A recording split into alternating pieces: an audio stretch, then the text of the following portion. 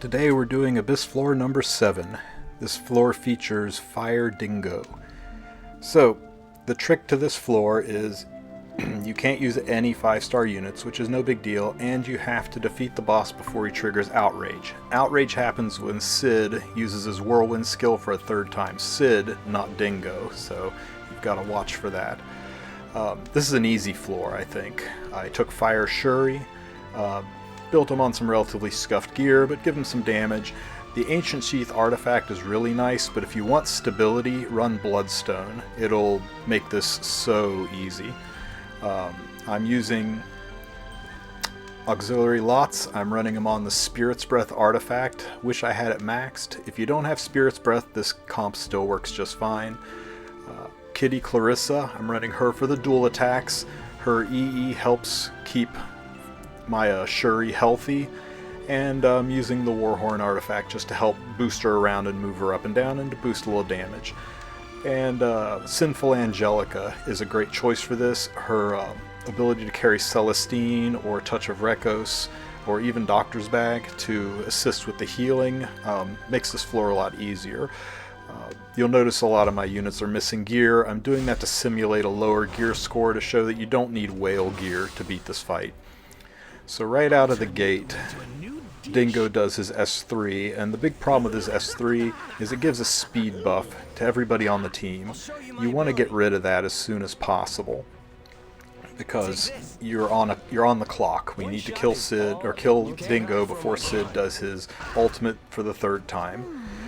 Now, what makes Fire Shuri so great is all of his attacks boost your team, just like Terranor Guard. But his S3 also has the added benefit of pushing back the enemy while pushing up your team. So the goal here is to literally not let the enemy take a turn, or take as few turns as possible.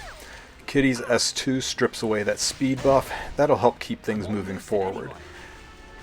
Now, Alots will keep pushing up Shuri and hopefully keeps proccing Spirit Breath so he can non-stop keep pushing Shuri.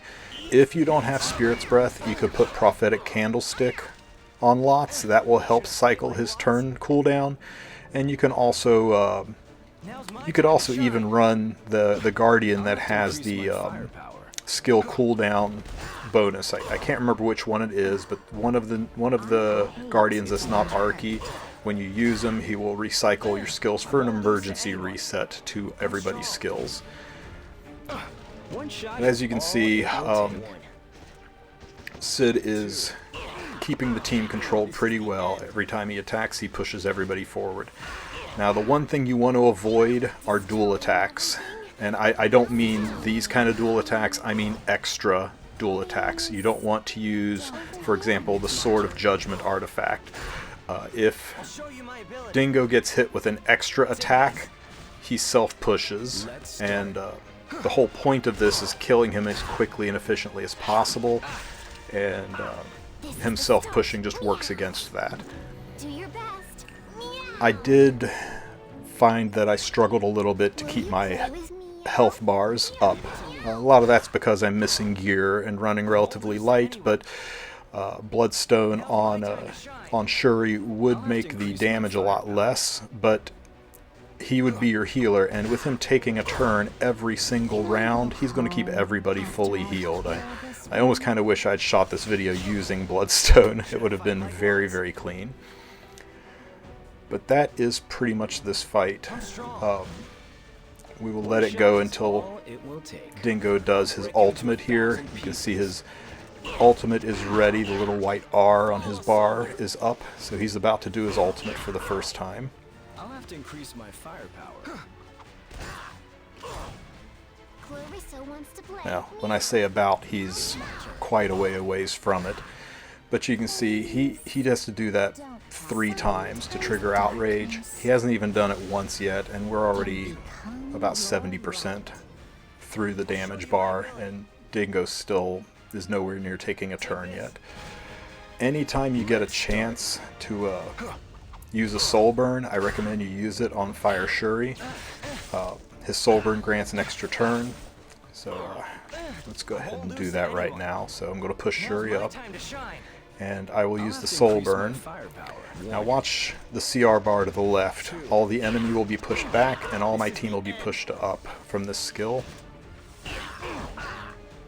And then his S1 pushes my party up again. So that combo is practically a free turn for everybody on your team. So I do recommend saving souls for that. Again, especially if you're running Bloodstone, that's a lot of extra heals coming in. It's my turn. Should I fight like lots? I'm strong. Let's start. Now, alternates for this team. If you don't have Sinful Angelica, you could definitely run Green Lots in her place. On Green Lots, you would probably want to run Prophetic Candlestick to help him cycle his skills. You could also run Magahara's Tome to help him push around, but Prophetic Candlestick would be real nice. Shuri's S3 is a heal that pushes the whole team, and his S2 is similar to Auxiliary Lots' S2. It will push Shuri all the way to the front of the line, so practically as good as Singelica for damage, and he brings more heals to the table. Should I fight like lots? Kitty Clarissa, you could replace Kitty Clarissa with Camilla, but Camilla only does her dual attacks when you have an attack buff on her, and Singelica could put attack buffs on her, but the enemy does have some strips, so I would discourage using Camilla unless you've got a lot of effect resistance on her. I won't lose to anyone. So I tried to land an attack break on Sid to reduce the damage of his ultimate, but it didn't happen, so we're going to take the full force of Sid's hit. I'll start.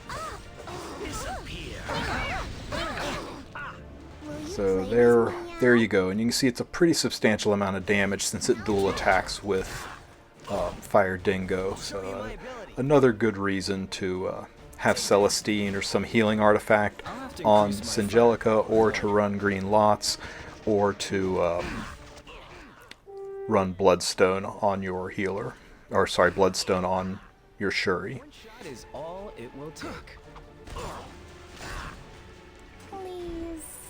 I'm going to go ahead and let this fight play out. If you have any questions about it, feel free to ask them in the comments section. And before people get started in the comment section, I tried to put this together as a low gear requirement team for mid-game players. I know there's a lot more efficient ways to beat this floor. I've even seen videos where people are one-shotting it with a rage set Karen who does like 100k damage on her hit. And that's all well and good. If you've got really good gear, then yeah, definitely cheese it with a one-shot comp or a speed comp. But these are relatively accessible characters, and gear score-wise, I think it's very mid-game friendly. So I hope this video helps you clear the abyss if you are struggling with it. And if you enjoyed the video, please drop a like and subscribe.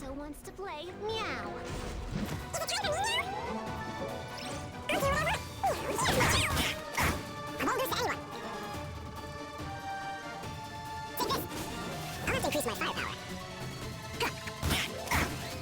Tonight's dinner is a full-course meal. It's complete. I'll show you my ability. What's my turn? Destroy everything. Should I fight like what? I'm strong. One shot is all it will take. 1, 2. This is the end. Will you play with me now? I won't lose to anyone. Now's my time to shine. Let's start.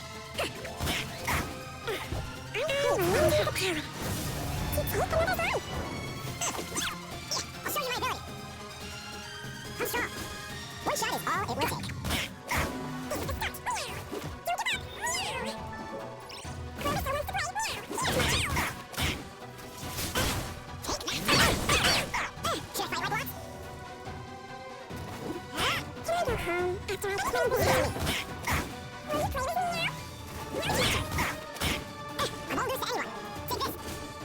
Increase my firepower. I'll break you into 1,000 pieces. Fall asunder. One shot is all it will take. Should I fight like what? Now's my time to shine. Let's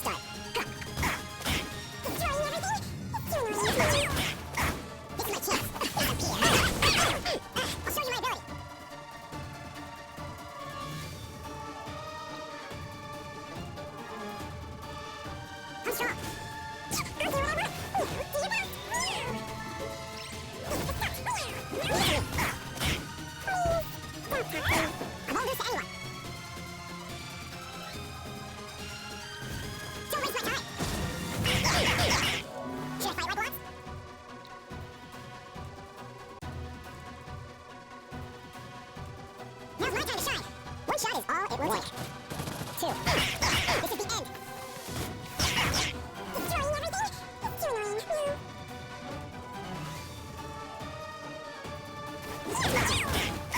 Can I go home? Or do I need this one? It's time to tear them to pieces. I won't lose to anyone. Take this. I'll have to increase my firepower. I'm ready to fire. I'll show you my ability. I'm strong. One shot is all it will take. Clarissa wants to play now. Now look at me. I wanna rest. Huh? It's my turn. Should I fight like once? Now's my time to shine. Let's start. I'll break you into 1,000 pieces. Fall asunder. I'll have to increase my firepower. Will you play with me now? Don't give up. I won't lose to anyone. Take this. I hate getting hit. My turn. I'll show you my ability. I'm strong. One shot is all it will take. Ready? Trust me. Destroying everything? It's too annoying. Look at me. Can I go home? I'll be sorry to tear this one.